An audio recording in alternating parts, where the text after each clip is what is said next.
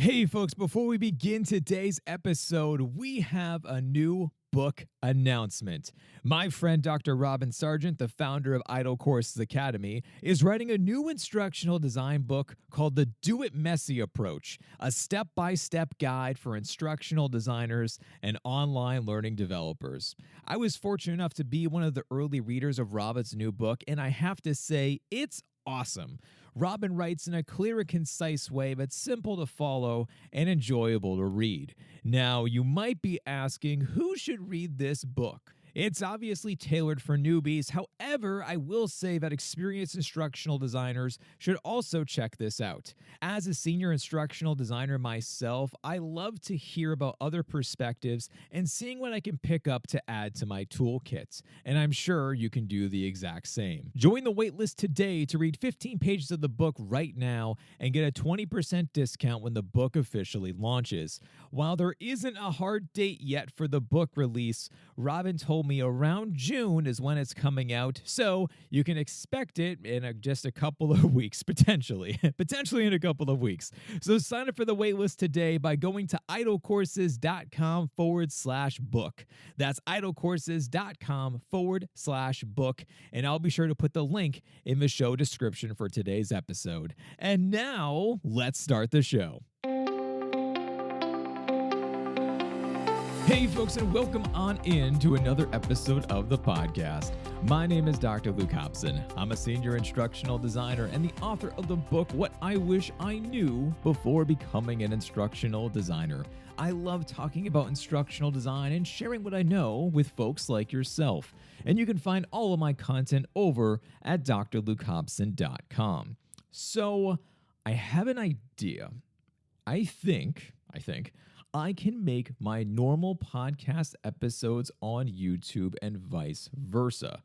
I've noticed that many of you like having both versions of me on camera and, of course, having your usual podcast episode. So I'm going to try this out a bit more and see how this all plays out. With that being said, I released a new YouTube video this morning called Getting Instructional Design Experience Without the Job, My Best Tip. This is what you'll be listening to this morning on the podcast episode. So tell me what you think of this, by the way. It's different. I can tell that it is different. The audio isn't different or anything like that, but it is certainly unique to be able to try to record this in a way of doing it both on camera and then taking the audio and mixing and mastering, putting it in GarageBand and all that kind of good stuff. So let me know what you think. Do you like having both options? I definitely really want to hear your opinion, by the way. I'm not just saying that because, as you probably know, it is only a one-person show right now. I do everything, every editing, the writing, the scripting, you name it. I'm literally the only person doing all of this stuff for content, so I'm trying to be smarter about how I spend my time. In the future, I should really get an editor or someone else to be able to help me out instead of working 80 hours a week. But you know what? Not right now. I am still doing everything as of this moment. So please tell me what you think. And if this is still the same type of enjoyable experience, then fantastic. And on the flip side too, if you would rather go and actually watch the YouTube video, I will put a link down below inside of a description for the podcast notes. So you can pop over into there and you can find the YouTube channel. It's just my name as well. If you just search Dr. Luke Hobson, it will pop right up. But all right, folks, let's dive on into this episode, shall we? I'm not going to waste any more time. Here we go. Hello, my learning nerds, and welcome on in to the nerdiest video you are going to see today. Let's talk about the age-old conundrum of the fact that you need a job to get the experience. However, you need experience to get the job. So, what is a new instructional designer to do? If you look online, there are plenty of different types of helpful hints and tips from different blogs and videos and podcasts talking about how to get over this. And the main area that those are focusing on is volunteering.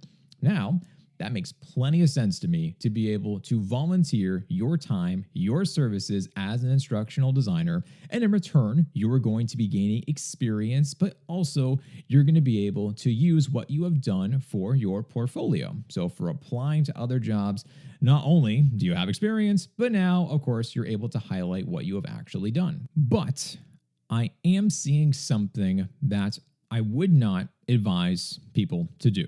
And it's basically that when somebody sees this type of guidance and advice, they just go online and basically say that, hey, everyone, I'm volunteering my time and services. If you know a project, you let me know, and I'll go from there. I don't doubt that people can get jobs and opportunities that way. That doesn't surprise me. However, if you've been listening to my content, you know that I don't like taking things with like a chance. I want you to feel like you have power. I want you to feel like you have control of this situation. And just by throwing it out into the universe that, hey, I'm here and I'm willing to work for free, most likely you're not going to get something. And I would actually argue that that kind of sets a type of a negative mindset in that you need someone to take a chance on you in order for you to grow, which I definitely don't believe in. I want you to be able to develop your skill set and to become such a rock star that people are literally fighting over you to be able to hire you. That is certainly the goal of mine and the hope of being able to make this kind of content on YouTube. So, with that being said, what should you do? Well, let's take a step back for a second. What's important for an instructional designer? Yes, learning theories, learning techniques, instructional design models, the latest of research, and knowing how to do research, technology. Absolutely, all things are important. However, I would argue the most number one significant skill an instructional designer can have is working with other people. How do you build relationships with subject matter experts? How do you collaborate with them? What do you do when somebody tells you the word no and you have to get around that? How do you remove barriers? And how do you maintain your relationship with a subject matter expert when you're going through a really difficult time? If you can answer those types of questions during an interview, that is certainly going to be able to impress the person who is doing the hiring. So with all of that being said, what does this mean? It means that you need to find a rock star subject matter expert, or a SME, as I call them. You need to be able to find someone who is deeply passionate about what it is that they do. You want someone who knows the content like the back of their hand. They have done trainings and teachings. They have written about it before. They've done their research. They've given TED Talks and conferences, and they make content and everything of a sort. Who are these people then that you should be contacting? And I would say, without a doubt, the number one target audience that you should be reaching out to is, wait for it, entrepreneurs. Without a doubt, absolutely, positively, you should be reaching out to entrepreneurs. Why? Think about what I just said. Who are subject matter experts? People who deeply care about the content. They know everything about it. They know it like the back of their hand. That is a very, very similar skill set to an entrepreneur. This is a person that for a living, they create content. They teach others. They share what it is that they know. And they can do this from a variety of ways. And that is actually the beauty of it. There most likely already is a whole bunch of content that you can start with and currently look through. And perhaps this is going to be YouTube videos or blogs or podcasts or a book or ebooks or workshops or whatever it is. They may even post a ton of content on their social media channels, and that is how they reach their target audience. Maybe it's Facebook, LinkedIn, Twitter, Instagram, or whatever else that people are using nowadays. The point is, there is content because they have made it. They have put their blood, sweat, and tears into this. They deeply care about it. And at some point in time, and a lot of this has actually already taken place, is that people have realized that one way for entrepreneurs to be able to generate a different type of revenue stream is by making courses. Hey, guess who actually can help them with that? It's you. That's kind of the whole point of this. many entrepreneurs during the pandemic, and also even right now, I still constantly see it, is that they're thinking about new ways. What is it they can do? How can they reach a broader target audience? And certainly by doing things online with a course, a training, a program, a workshop, whatever it is, that is definitely going to be a sweet spot for them, but they need help. They need someone who knows how to design that experience and to partner with them in order to make that a reality. Working with an entrepreneur as your SME is also fantastic too, because of the fact that you, as a new up-and-coming designer, you're going to be challenged. They're going to push back, not in a mean way, but they're going to push back because obviously they know their content pretty well. They've been doing this for years. They know from sharing about what it is that they do has helped other people.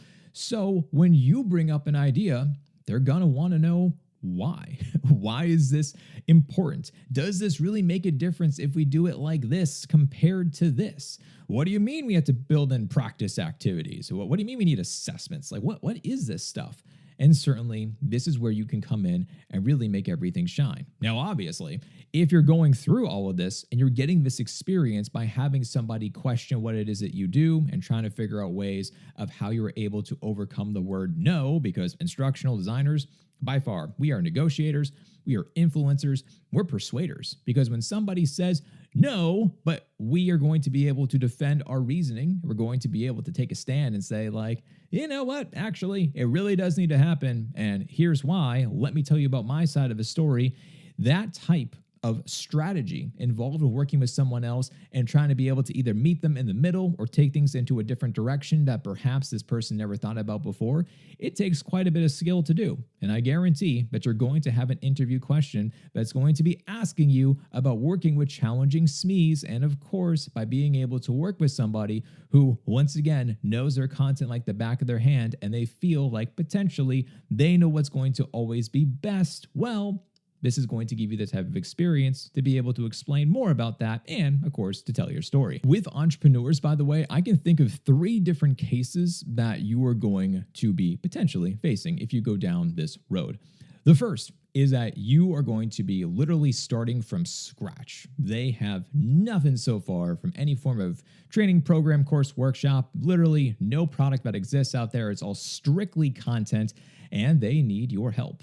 So this is actually really fun because then you get to experience what it's like from the very beginning about being able to clearly define the problem, set the outcomes, what are learners really going to be taking away from this overall experience, what is it that we really want them to do, and how are we going to help them to achieve these results. Then after that, you can of course think about everything for the rough type of a course description, a blueprint, the outline about what it is that you're going to potentially be talking about, topics like a week-by-week breakdown, who is going to be teaching this material, are we going to be bringing in any outside guest voices, and everything else of a sort as well. You'll be going through all the very beginnings of essentially creating a project scope and going through the motions with that one. The second is that they have something already, but it's been in person and now they need to flip it online. This is also very common, especially too with everything that happened with the pandemic. We talk a lot about remote learning, but also you have all of these people who did their own version of learning in face-to-face settings before with perhaps workshops or summits or residencies or conferences, all of those things. You couldn't have them in person before. They had to go online. And I saw personally plenty of entrepreneurs that I know who were scrambling of like, how do I organize this? What is it that I do? Like, I have no idea what platforms to use.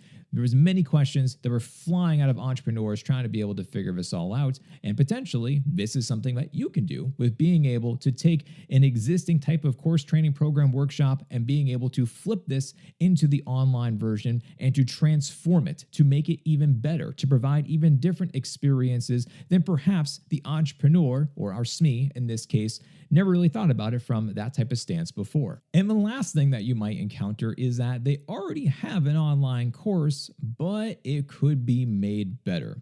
Now, of course, I'm not just going to tell you to do these things without obviously myself doing them first. And sure enough, I have, which is why I'm telling you to do this and why I haven't really seen it online. I'm not sure if other people have actually done this before or if I'm just the weird one who likes talking with entrepreneurs. But this happened to me years ago, is that I was an avid podcast listener of one show in particular. I did not get their permission to talk about the show or drop names before making this video. So because of that, I'm just going to cover myself. I'm going to make it very general. So with that being said, I was an avid podcast listener of this one show that was talking all about personal development. I listened to it religiously. There was a new episode every single day. So therefore, I listened to this podcast host for every day for literally years. And I noticed that at the end of every single episode, he always said that if you enjoy this content, I have a free course you can take at xyz.com, whatever. And I never signed up. Finally, whatever reason, after hearing it for 100 million times, I was like, hey, I should probably take this course. Sounds like something I would really enjoy. I should just sign up. So finally, I caved in. I took the course.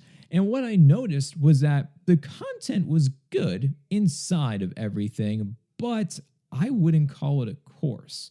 I would say that it was much more like a private YouTube playlist because it was just videos, nothing else. So no activities, no assessments, no exercises, no nothing, just straight up videos.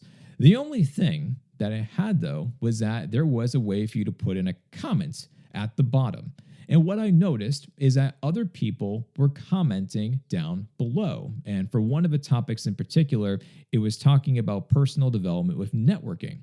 And a lot of people had comments on this one particular section just saying like, wow, I really wish I could hear from other people about what it is that they did after watching this video. You know, did it work? Do you have any success stories? Like, I just want to know what other people are doing. It was great to hear from you, said podcast host, but I'm not like you. I'm at the beginning stages. So it would be awesome just to hear a little bit more from other people. Now, I took the course and I finished it up and I did the things that he was asking me to do at the end of the video. There was always some action item to go and to take, and I would do that. And I noticed that sure enough, when it comes to networking, I actually did get a lot better. So I certainly appreciated that. But as I said, I kept on noticing those comments and it really started to make me think. And I was like, you know what?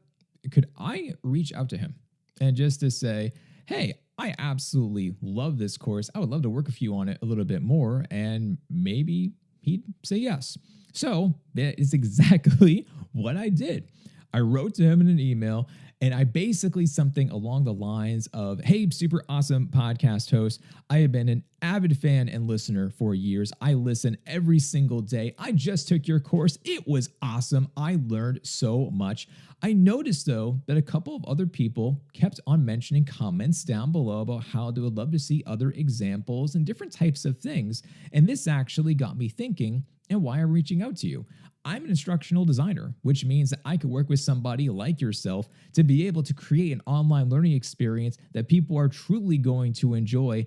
And I have a couple of ideas based upon what people said. I would love a chance to be able to talk with you a bit more about these and see if you would like to be able to collaborate together. If you do, please let me know. If not, no worries. Thank you so much. Signed, Luke.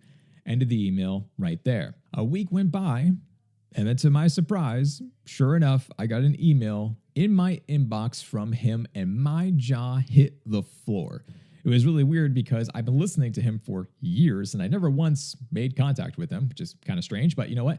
That is the way that the internet is nowadays. And then sure enough, I read his email and he said, hey, Luke, it would actually be great to do this. I noticed the exact same comments and I'm not entirely too sure what it is that I can do. I would love your expertise to be able to figure out how I can make this better the next time. Let's set up a time to talk and we'll go from there.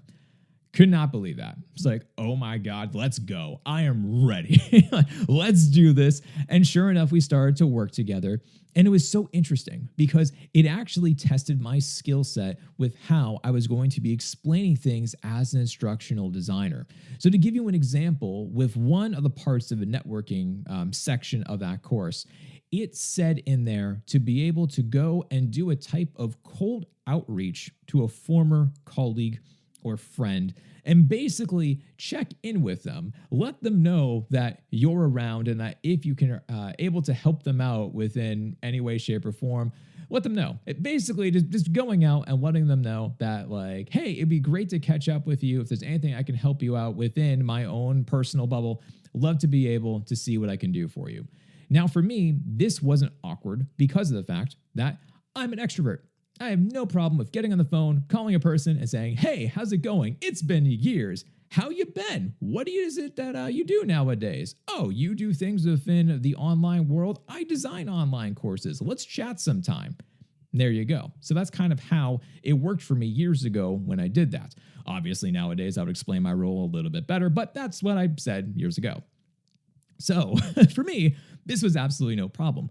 For other people, doing a type of a cold outreach via phone or email is terrifying. A lot of people hate the phone nowadays or just hate bothering people. So for them, I was thinking about it from the stances of all the learners within the course. And for those kind of interesting extroverts like myself, no problem. For other people, I bet that was a barrier. And I am confident in saying that they saw that activity or they heard about that activity via at the end of the video. And they're like, yeah, no way, done.